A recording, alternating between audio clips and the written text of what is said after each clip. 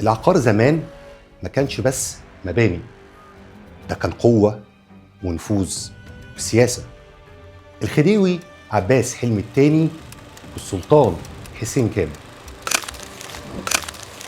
سنة 1892 شاب عنده 18 سنة استلم حكم مصر.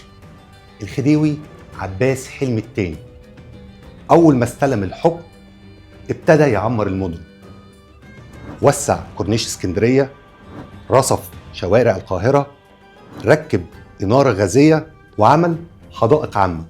وظهرت ساعتها أحياء زي الزمالك وجاردن سيتي كأحياء راقية.